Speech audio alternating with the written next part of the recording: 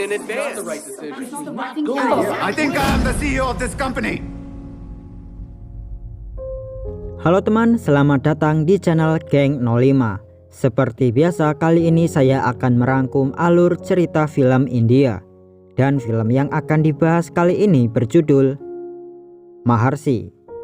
Maharshi atau yang bila diartikan yaitu orang bijak, mengisahkan tentang seorang dari keluarga sederhana hingga akhirnya menjadi pria kaya raya dan menjadi CEO perusahaan terbesar di dunia.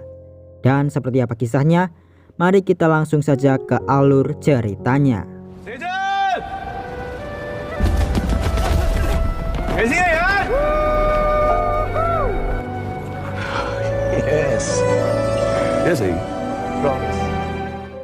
Cerita dimulai dari seorang anak dari keluarga sederhana. Anak itu melihat ayahnya yang bekerja keras tapi tidak menghasilkan apapun. Hingga anak itu bertekad untuk menjadi orang sukses dan menguasai dunia. Beberapa tahun kemudian anak itu masuk ke perguruan tinggi terbaik di India. Nama anak itu adalah Rishi Kumar. Di hari pertama Rishi di kampus itu, rektor memberikan sambutan kepada mahasiswa dan mahasiswi di universitas itu. Rektor bilang jika menjadi sukses adalah tujuan semua orang. Dan di universitas itu, semua orang sukses diciptakan. Tapi para mahasiswa di sana banyak yang takut dengan kata gagal.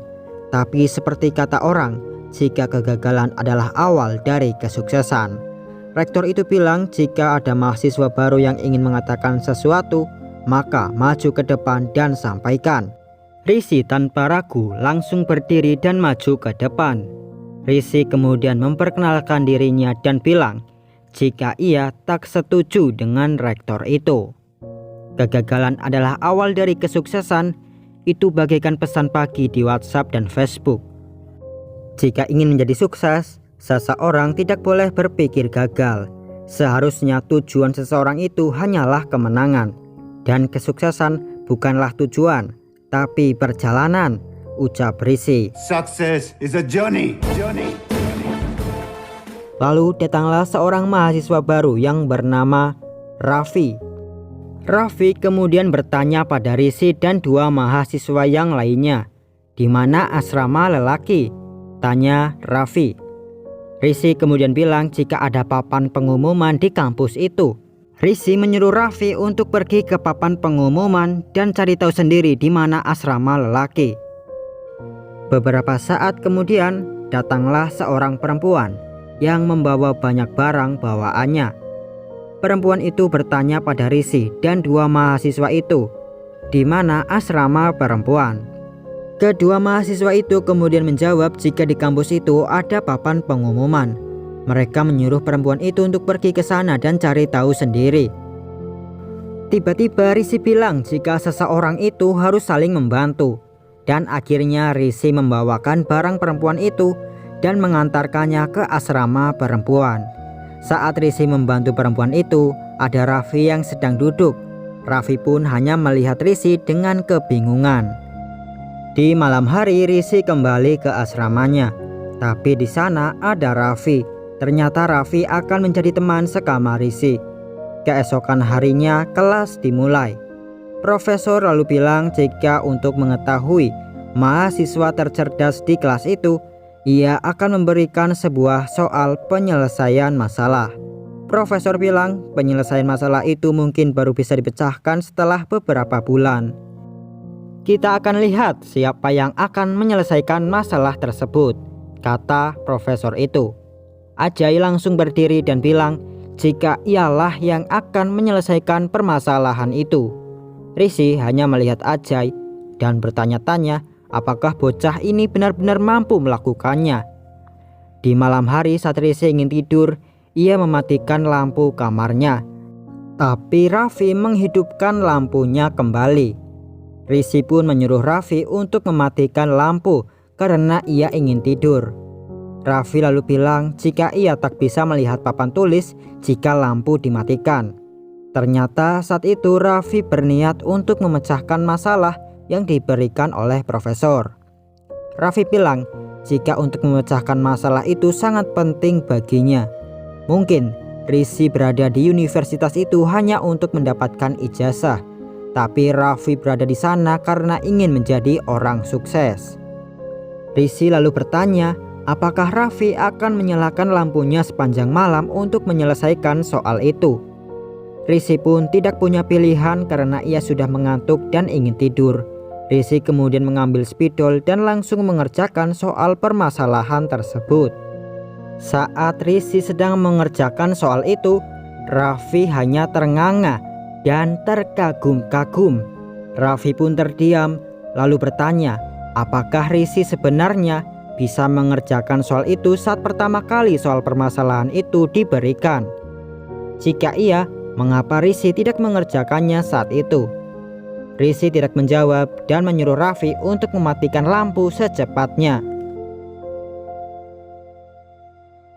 Keesokan harinya, soal permasalahan itu telah diselesaikan. Profesor yang melihat soal itu diselesaikan dalam waktu semalam pun kebingungan dan bertanya-tanya siapakah jenius yang mengerjakan soal tersebut. Padahal biasanya butuh waktu berbulan-bulan untuk mahasiswa menyelesaikan permasalahan itu. Rishi lalu mendorong Raffi ke depan dan Raffi pun bilang jika ia yang menulis penyelesaian itu. Setelah itu profesor pun memberikan soal permasalahan yang kedua dan menyuruh Raffi untuk mengerjakannya. Di malam hari Raffi pun meminta Rishi untuk mengerjakan soalnya lagi, tapi Rishi tidak mau. Raffi pun mengeluarkan jurus andalannya yaitu menghidupkan lampu sepanjang malam. Rishi pun terpaksa mengerjakan soalnya dan keesokan harinya profesor kembali bingung. Bagaimana Raffi bisa menyelesaikan permasalahan itu hanya dalam waktu semalam? Profesor itu ragu karena profesor itu melihat Raffi lebih terlihat seperti orang dungu ketimbang jenius. Raffi pun menjadi populer dan digemari oleh banyak perempuan, termasuk perempuan yang pernah didekati oleh Rishi yaitu Pooja. Pooja mengajak Raffi untuk ngopi bareng. Tapi Raffi menolak karena ia sudah memiliki kekasih di desanya. Pooja lalu bilang jika ia mengajak Raffi ngopi hanya sebagai teman. Akhirnya Raffi mau, tapi Raffi meminta untuk Pooja yang membayar kopinya. Rishi yang berada di situ lalu diberitahu oleh Pooja jika Rishi beruntung bisa satu kamar dengan seorang jenius seperti Raffi. Raffi yang mendengarnya pun memalingkan wajahnya malu kepada Rishi. Pooja lalu menyuruh Rishi untuk bekerja keras, setidaknya agar Rishi bisa lulus. Setelah itu Pooja pun pergi. Keesokan harinya Raffi sedang duduk dan datanglah Pooja. Pooja langsung memberikan sebuah pertanyaan pada Raffi tentang sebuah soal penyelesaian yang tidak bisa dikerjakan oleh Pooja. Raffi lalu bertanya pada Pooja, apakah itu yang disebut dengan ngopi? Raffi kemudian menyuruh Pooja untuk memberikan soalnya dan ia akan mengerjakannya di malam hari. Setelah itu Raffi pun pergi. Tidak hanya Pooja, banyak juga para pelajar yang bertanya pada Raffi untuk mengerjakan soal-soal yang sulit. Tidak tahan karena terus ditanyai oleh orang-orang, Raffi kemudian mengumpulkan para mahasiswa dan mahasiswi. Raffi lalu menjelaskan jika bukan dia yang mengerjakan soal permasalahan yang diberikan oleh profesor, tapi Rishi. Rishi, K. Rishi Kumar, na roommate. Tane a problem solve చేస్తుంది. మీకు ఏదైనా డౌట్లు ఉంటే వెళ్ళి వాడిని అడుక్కోండి. Pooja lalu menemui Rishi dan mengajak Rishi untuk ngopi bareng. Tapi Rishi bilang jika ia berhenti meminum kopi karena banyak efek sampingnya. Keesokan harinya Rishi yang sedang duduk dihampiri oleh Pooja. Pooja pun duduk bersama Rishi dan bilang jika Rishi benar, kopi memang banyak efek sampingnya. Pooja lalu mengajak Rishi untuk minum teh karena ada banyak manfaat untuk kesehatan. Tiba-tiba Rishi memanggil perempuan dan mengajak perempuan itu untuk ngopi nanti malam. Rishi kemudian bilang pada Pooja jika efek samping dari kopi juga baik untuk tubuh. Pooja lalu bilang jika ia mengaku salah dan meminta maaf kepada Rishi. Rishi dan Pooja pun akhirnya ngopi bareng dan mereka berkenalan. Raffi lalu datang dan ikut ngopi bersama Rishi dan Pooja. Sejak saat itu, Rishi, Pooja, dan Raffi menjadi teman akrab. Mereka selalu bersama setiap harinya. Mereka belajar, ngopi, bercanda, dan melakukan semuanya bersama-sama. Hingga akhirnya hasil ujian keluar. Rishi pun menempati posisi pertama dan disusul oleh Ajay di posisi kedua. Sedangkan Raffi harus mengikuti ujian susulan karena nilai Raffi kurang. Pooja lalu pergi menemui Rishi dan menyatakan perasaannya. Pooja bilang jika ia ingin hidup bersama Rishi dan hidup dengan normal seperti orang pada umumnya. Tapi Rishi bilang jika ia tak ingin hidup seperti orang-orang. Ia memiliki tujuan dan ia ingin menguasai dunia. Karena itu Rishi belum ingin memikirkan tentang urusan asmara. Karena jika ia mengurusi hatinya, pikirannya tak akan fokus pada tujuannya. Pooja lalu bilang jika ia akan menunggu Rishi. Mau 1 tahun atau 2 tahun, Pooja pun akan terus menunggu Rishi. Rishi kemudian bilang jika ia ingin Pooja menjauh darinya. Karena pemikiran Pooja dan Rishi sangat berbeda. Mereka juga memiliki tujuan yang berbeda. Pooja hanya akan menghalangi Rishi dan menjadi beban. Pooja pun sakit hati dan pergi meninggalkan Rishi. Pooja lalu curhat pada Raffi tentang hubungannya dengan Rishi. Raffi pun akhirnya menghampiri Rishi dan memarahi Rishi. Raffi bilang jika ia pikir Rishi berbeda dari orang-orang. Tapi Rishi sama saja. Ia hanya memanfaatkan orang lain dan membuangnya jika sudah tidak butuh. Rishi langsung menampar Raffi dan berkata, apakah itu yang Raffi ketahui tentangnya?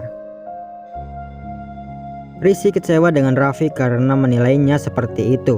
Rishi pun marah pada Raffi. Hubungan ketiga teman itu pun rusak.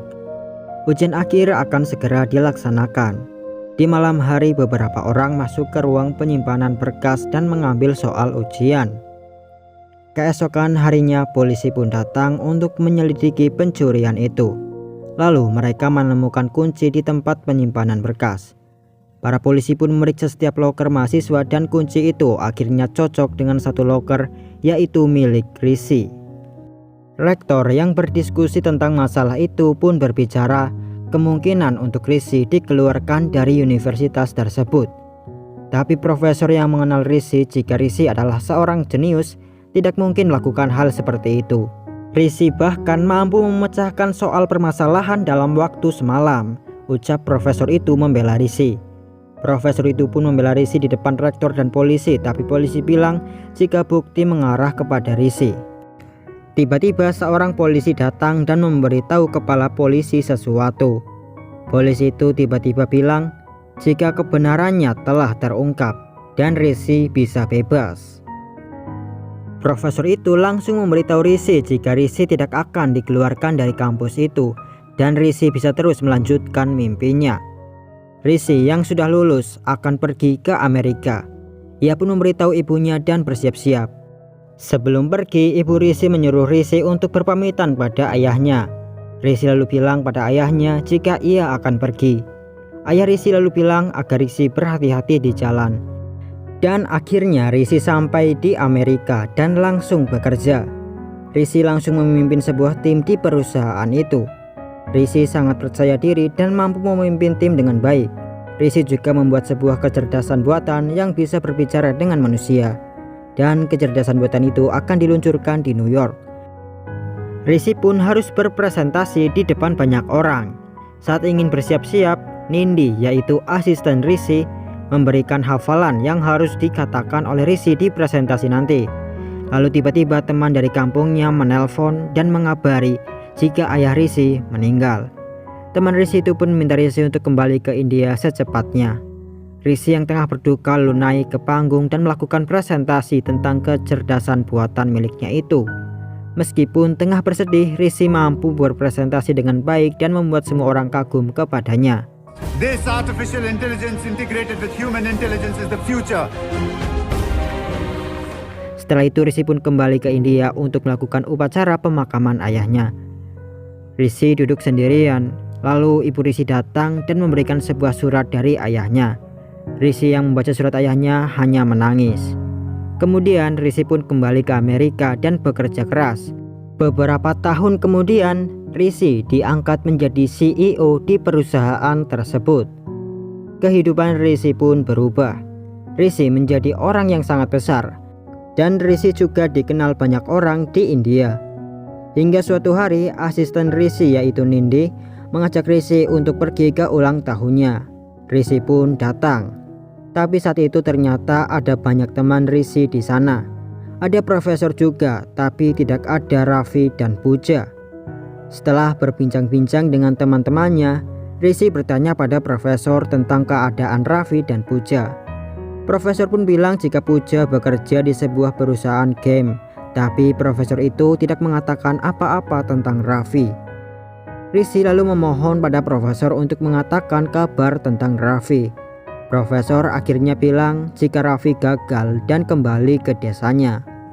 Profesor itu mengatakan di hari di mana Rishi dituduh mencuri soal ujian, saat itu Rishi tiba-tiba dibebaskan.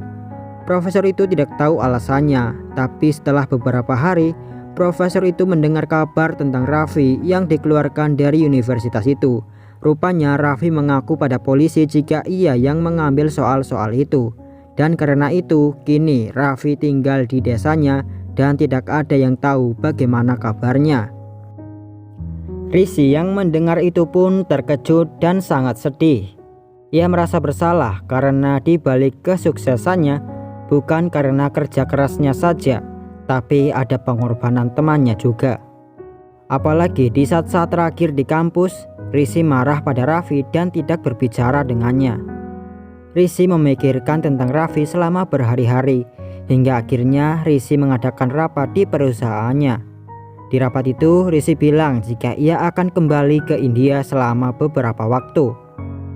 Orang-orang di rapat itu lalu bertanya pada Rishi, jika Rishi pergi bagaimana dengan perusahaan dan pertemuan dengan klien juga. Jadwal Rishi selama 6 bulan ke depan juga sudah sangat padat. Tiba-tiba Rishi memukul meja dan berkata, jika ia pikir ia adalah CEO di perusahaan itu. I'm the CEO of this company. Semua orang pun langsung terdiam. Rishi pun akhirnya pergi dan kembali ke India.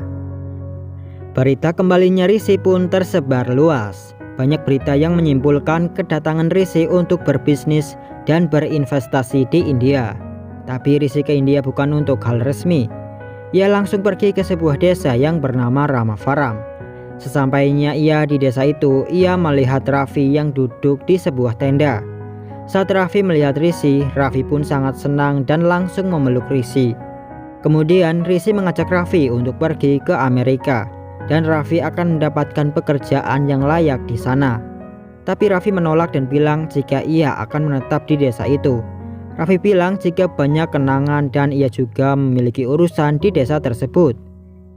Raffi memberitahu jika di desa-desa sebelah sudah banyak penggusuran dan ia akan berada di desanya untuk mempertahankan desanya. Raffi bilang jika ditemukan sebuah gas dan ada puluhan desa di daerah itu yang akan digusur. Tapi masalahnya di wilayah itu adalah wilayah pertanian yang luas. Akhirnya Rishi memutuskan untuk ikut berjuang untuk membantu teman baiknya Raffi. Rishi membuka kantor di desa Ramafaram. Semua pertemuan dengan klien juga dipindah ke desa itu. Rishi yang membuka kantor di desa itu pun menjadi pusat perhatian penduduk setempat.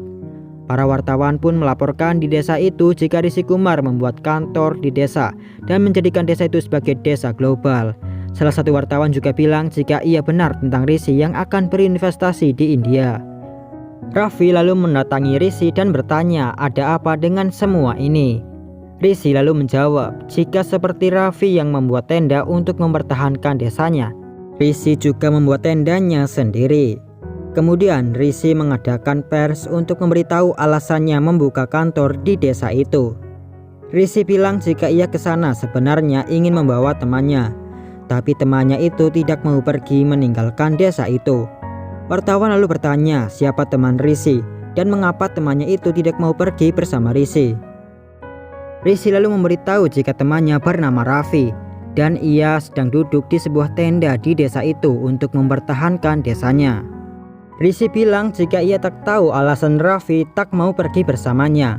Rishi pun menyuruh wartawan untuk bertanya sendiri alasannya pada Raffi. Raffi pun langsung diserbu oleh para reporter itu dan ditanyai banyak hal. Raffi memberitahu jika ia akan berjuang mempertahankan desanya, karena di desanya itu ia tumbuh dan di desa itu banyak kenangan bersama keluarganya. Kisah Raffi itu pun membuat banyak orang di desa itu dan di desa-desa sebelah terinspirasi. Orang-orang yang tadinya pasrah rumahnya digusur, kemudian ikut berjuang bersama Raffi.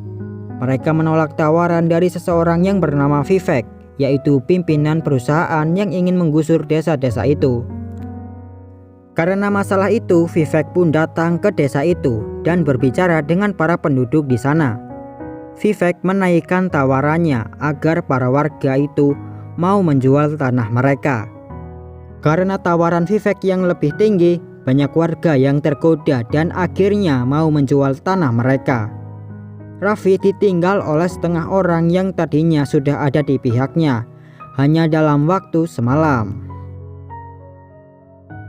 Lalu Vivek memerintahkan seseorang untuk menghabisi Raffi, karena Raffi yang membuat orang-orang di desa itu melawan dan menolak penggusuran.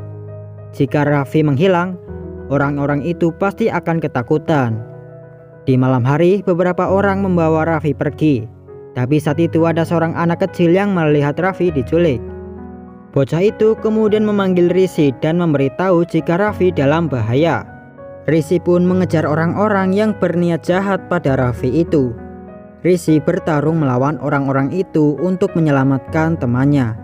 Tapi di tengah pertarungannya itu ada satu penjahat yang menikam Raffi.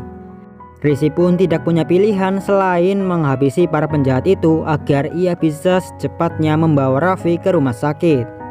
Setelah mengalahkan orang-orang itu, Rishi langsung membawa Raffi ke rumah sakit. Beruntungnya Raffi masih selamat, tapi ia kritis karena kehilangan banyak darah. Raffi pun harus berada di rumah sakit itu untuk waktu yang cukup lama. Sedangkan Rishi kini berjuang sendirian untuk mempertahankan desa milik teman baiknya itu. Rishi melihat seorang kakek dan ia pun mengikuti kakek itu. Ternyata kakek itu pergi ke sawah dan di sana ada tanaman padi yang sangat hijau. Rishi lalu bertanya pada kakek itu apa yang dilakukan oleh kakek itu. Sang kakek pun menjawab jika ia sedang bertani. Rishi kemudian bilang mengapa kakek itu tetap bertani padahal tanahnya akan digusur. Kakek itu pun menjawab jika ia berhenti bertani seperti penduduk yang lainnya, nanti apa yang akan dimakan oleh Rishi dan yang lainnya. Hal itu pun menyadarkan Rishi dan akhirnya Rishi meminta kakek itu untuk mengajarinya bertani. Selama beberapa bulan Rishi belajar menanam padi. Hingga suatu hari saat orang suruhan Tuan Vivek meminta para warga untuk menandatangani surat penjualan tanah mereka, Rishi datang dan ia memberikan tawaran pada para warga. Rishi akan menyewa tanah para warga selama 2 tahun dan Rishi akan membayar 5 lakh per meter. 1 lakh lebih tinggi dari tawaran Vivek yang hanya 4 lakh. Tapi syaratnya para warga harus mulai bertani kembali. Para warga itu tanpa berpikir langsung menandatangani surat perjanjian dengan Rishi dan tidak jadi menjual tanahnya ke perusahaan Vivek. Para warga pun mulai bertani kembali. Hal yang dilakukan oleh Rishi itu kembali mendapatkan sorotan dari media. Berita-berita menginformasikan jika Rishi Kumar telah menginspirasi banyak orang akan kesadaran bertani. Rishi bilang jika orang-orang seharusnya lebih menghormati dan menghargai petani. Jika petani berhenti menanam padi, maka jutaan uang yang dihasilkan oleh orang-orang tidak akan membuat mereka kenyang sedikit pun. Jika pembangunan terus dilakukan dan pertanian menurun, lalu kebutuhan pangan terus meningkat, apa yang akan manusia makan? Bahkan seorang petani tidak ingin anaknya menjadi petani. Di generasinya tidak ada orang berpikir tentang pertanian. Jika keadaan itu terus berlanjut, dari mana manusia akan mendapatkan makanannya? Jika semua orang hanya menghasilkan uang, apakah uang itu yang akan dimakan? Perkataan Rishi itu menyadarkan semua orang tentang betapa pentingnya agar pertanian terus berjalan. Rishi juga menyumbangkan 90% penghasilannya untuk kesejahteraan petani. అందుకే ఆ రైతును కాపాడుకోవడానికి నా సంపాదనలోంచి 90% farmers welfare ki chasna. Pemerintah India lalu membuat keputusan jika desa Ramafaram dan sekitarnya dijadikan sebagai wilayah hijau, yang artinya tidak boleh ada pembangunan di daerah itu, dan akhirnya penggusuran di desa itu pun dibatalkan. Ajay yang dahulu bersaing dengan Rishi di universitas menjadi seorang direktur di sebuah bank di India. Ajay juga terinspirasi oleh Rishi, dan rupanya Vivek meminjam uang ke Bank Ajay untuk proyeknya itu. Tapi karena proyeknya gagal, kini Vivek pun harus melunasi hutang-hutangnya. Ajay telah melaporkan Vivek karena hutangnya yang sangat